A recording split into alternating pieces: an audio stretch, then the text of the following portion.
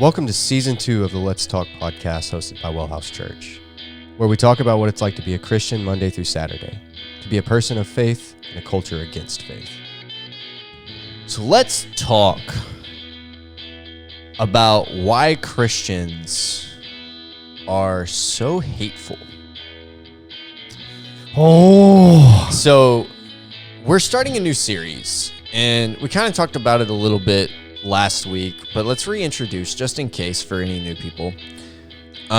This is a new series that we've started. I had the idea that I wanted us to... Honestly, it started because I had a writer's block. I had no idea what I wanted to do for content. Yeah, so I started just thinking about, well, let me just Google some crap, right? And I know everybody's creative process is so different, but I created so much of the content I created like 80 or 85 or outlined 80 to 85% of the content when we started doing all of these. And then I was like, okay, I'm overworked. And I think WellHouse is probably tired of hearing predominantly my voice. So I started trying to change the way the voices came through in some of the podcasts. And I gave this one over to Clayton. And I understand that everybody's creative journey is different, but hearing I didn't know what to do. So I Googled some crap. I really didn't. But do you not love this idea? No, it's a great idea. I love it. I love the content idea. So what I started thinking about was, well, let me just Google some stuff. Well, how do I Google? Because Google is a search engine. Yeah. You have to be pretty specific to get the answers you want.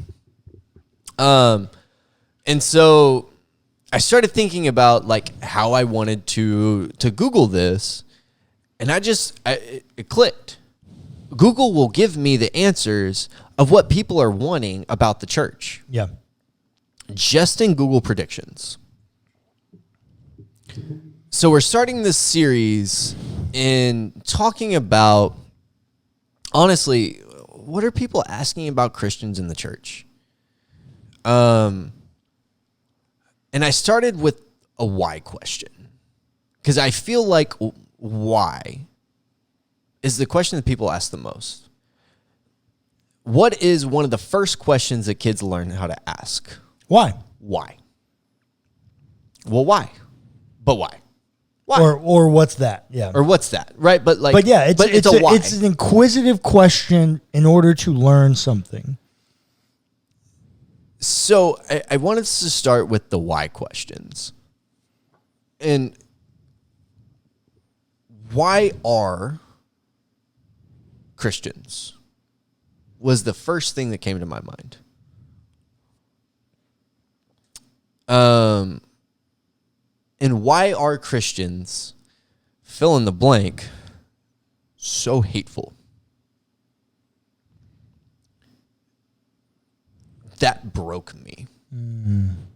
That was the first question that I found. Why are Christians so hateful? Why are Christians so hateful? Yeah. So we have to talk about it. If this is a conversation between faith and culture, well, faith people, the culture's asking this question. Yeah, Google is a great indicator of culture. Culture is asking this question. So let's talk about why Christians are so hateful. If you've been around here long enough, I feel like you know what we're about to say. But also, if you've been around long enough, you don't mind listening to it again. Yeah, that's probably true. Both of those statements are probably true. But if you're new, stick around. Because we're about to have a really hard conversation. It doesn't feel hard because we've done it so much. But every time we have to have this conversation, it does hurt. It hurts someone. I also feel hurt. Yeah.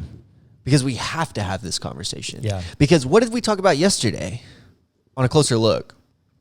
Respectful conversations are hard. Yeah. Doing them right is hard. And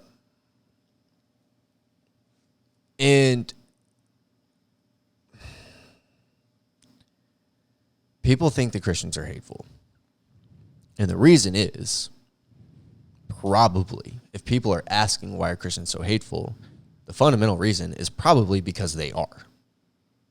Yeah. No, it's not probably. Look,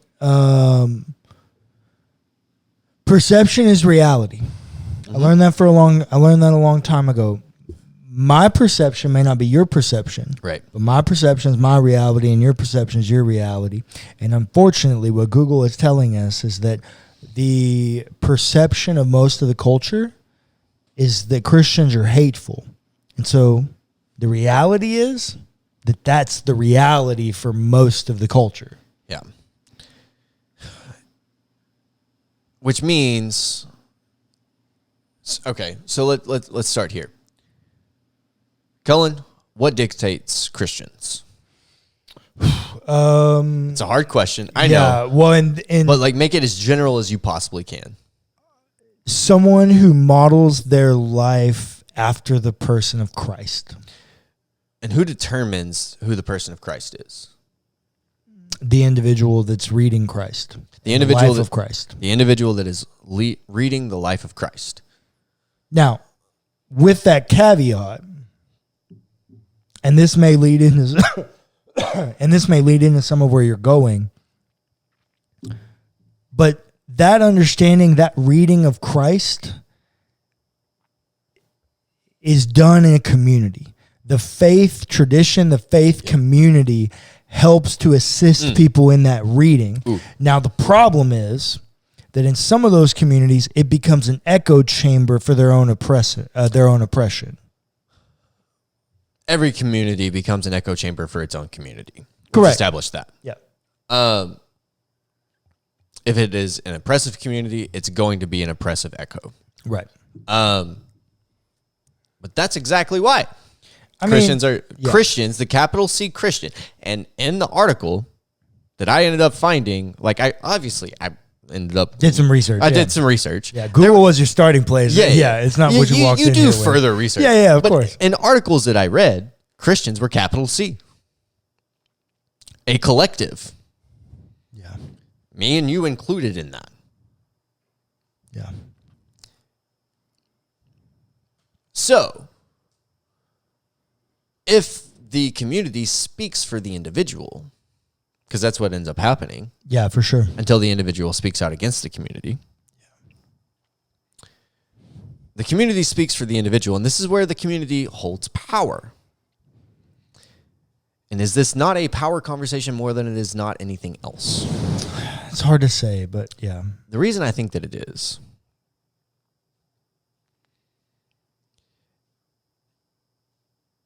if Christians are so hateful,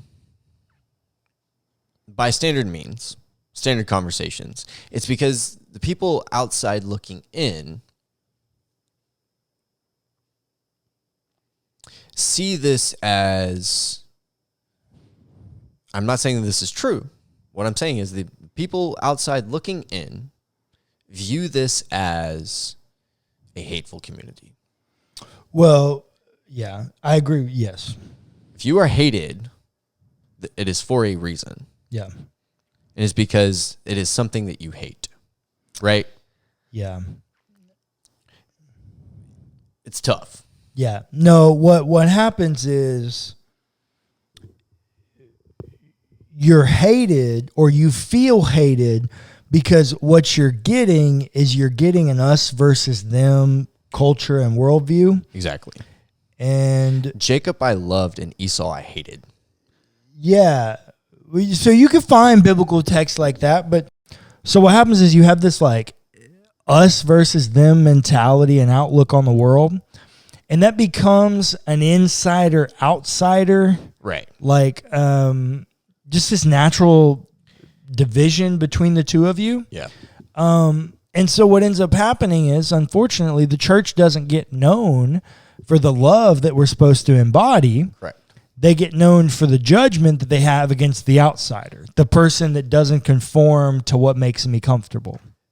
And so this conversation leads perfectly into exactly there, the insider, outsider, us versus them kind of conversation leads perfectly into a correction that we probably should make from the last episode.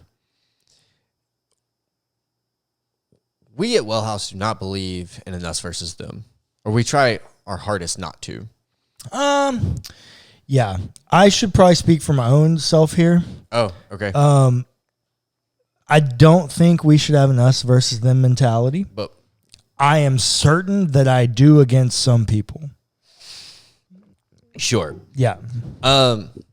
We all have a them. We've Yeah, said that well, before on this podcast. we all have biases We that all we have a approach them. with. Yeah. I have some people that have directly harmed me and others in some ways. Correct. That I do have an us versus them mentality against. And we me are personally. Yeah. That's not speaking for WellHouse. We are individual people in WellHouse. Yeah. And sometimes our individual voices overtake, and because we're the voices of WellHouse, Yeah. it may seem like WellHouse is an us versus them, but that is never our intention. No. And so I would like to clarify an all-inclusive statement that we made last week. That one of our congregants pushed back on. Yeah. Rightfully so. Rightfully so. We both agreed to a statement that said that everyone who voted MAGA voted that way because they believed that God wanted them to. That is an all-inclusive statement that we should not have made. Yeah. That was a them category that we created. It's true. I will be honest. The white evangelical Christian nationalist is my us versus them. Yeah. I cannot stand that level of oppression and that type of oppression. And so they are my, for lack of a better term, they are my whipping boy. Like they're the one that I spend a lot of time combating. Really rough language. Well, I know, but I mean, that's poor people language. I mean, that's the idiom that we grew up hearing, right?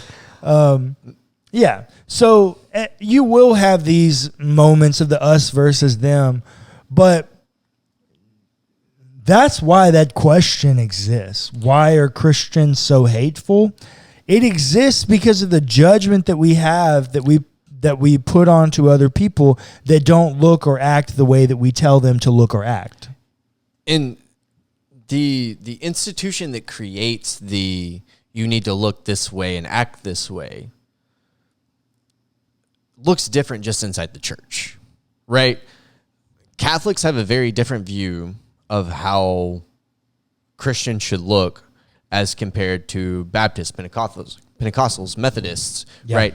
And Baptists look different than the rest. I mean, unless you want to throw non-denominationals in there, and then they look essentially like Baptists.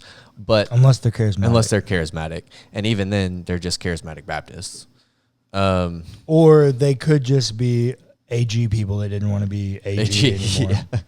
And by that I mean they're the Vineyard Church, but which is a denomination institution on its own at this point. Yeah, well, they're not a denomination. They're a network. They're a collective. Sure, they are a collective. They're a denomination. They're a denomination.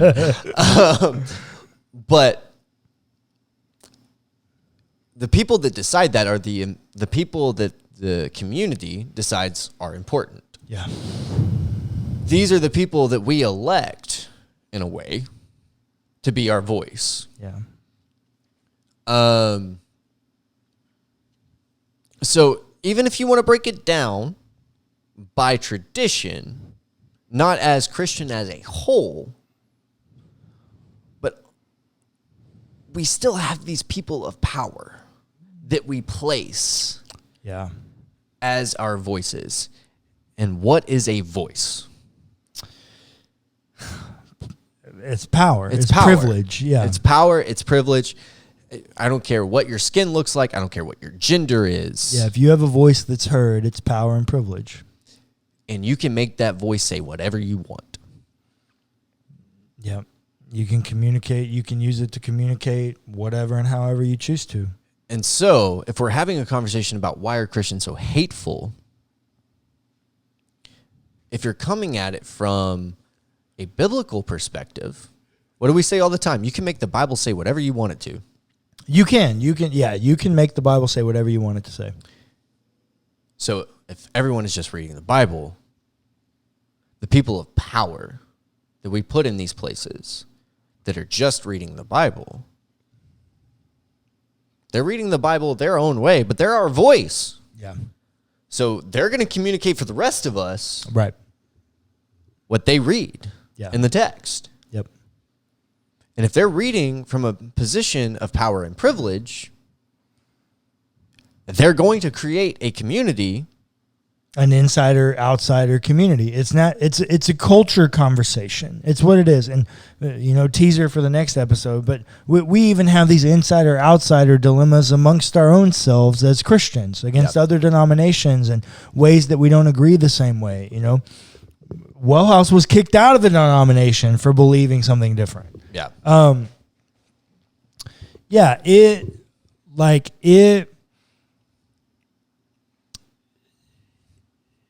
I think, let me say it this way. If Jesus was alive today, a human being today, in 2022, I think Jesus would be appalled at the state of the church. I think Jesus would be appalled at the amount of money that is blown and wasted while people don't have homes and food and clothes. And I think Jesus would be appalled at the church today. I genuinely believe that. Everything within me. The other reason I think that Jesus would be appalled is because we don't have a culture that represents the gospel. The gospel is, in Paul's own words, to the Jew first, and then the Gentile. Acts 1:8, you'll be my witnesses, Judea, Samaria, and to the ends of the earth. We're covering all of our bases here. This is a message for everyone. There are no outsiders in an everyone community. Yeah. And yet Christians choose to continue to find outsiders to battle against. Yeah. Galatians, there's no Jew nor Greek, nor male nor female, nor slave nor free. Yeah. For in Christ, there's neither Jew nor Greek, male nor female, slave nor free. So there should not be an us versus them. Well, yeah. To be fair, there can't be if you're doing it right. That's what I Jesus mean. did not have Amen. an us versus them, Correct. except to the Pharisees, to the oppressors, to the tax collectors, to the oppressors, to the Roman Empire, to the oppressor. The people who are the powerful people that are making things bad. People who are committing injustices. Yeah. In the church, for a very long time, we can go as far back as the Crusades to have this conversation. Yeah.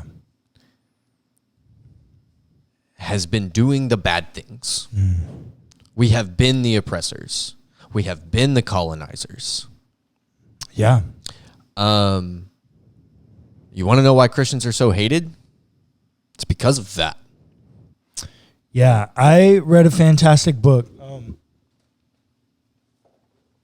This book here, written by Richard Twiss, a Native American theologian, and the title is called Rescuing the Gospel from the Cowboys.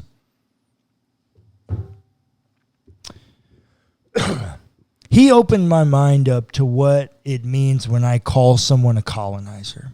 Because he's a Native American. Mm-hmm. He was here before this land was colonized by Europe. And some of the stories that he recounts of the way that people treated his people, raping their women, slicing open pregnant women, C-section style, removing their babies and bashing their head ends with the butt ends of rifles. Heinous things. Cutting the heads off men and hanging them upside down in trees just so that they could scalp them after they were dead. Just heinous things. And you know what Richard's problem is? Richard's problem is not that he believes that a human is capable of that. He's read the Old Testament. He knows what humanity's capable of and the appalling things that are listed in Numbers and the way we chop people up, or the Israelites chop people up. Richard's problem was never that people could do such heinous things. Richard's problem was that they called themselves Christians.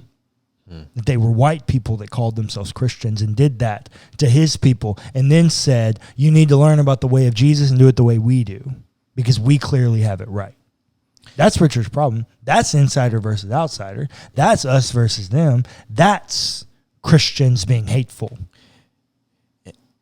And you're right. It's about power. It's about power. And guess what?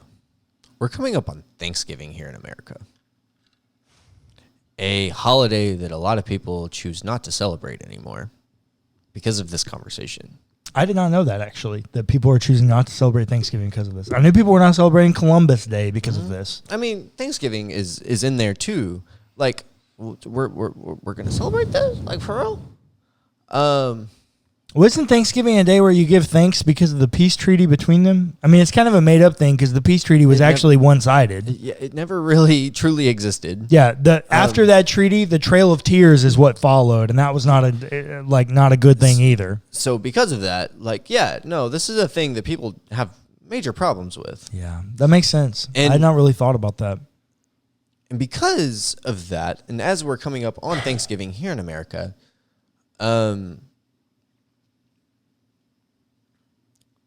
I don't want us to take this time. I don't want to take this time away from us to be thankful, because taking time to be thankful is a very good thing that we should do. Yeah. Be thankful to God. Be thankful to the people in our lives. Be thankful to ourselves. And as we're approaching the Thanksgiving season, I don't want to take away from our time to be thankful to God, to ourselves, and to everyone else around us.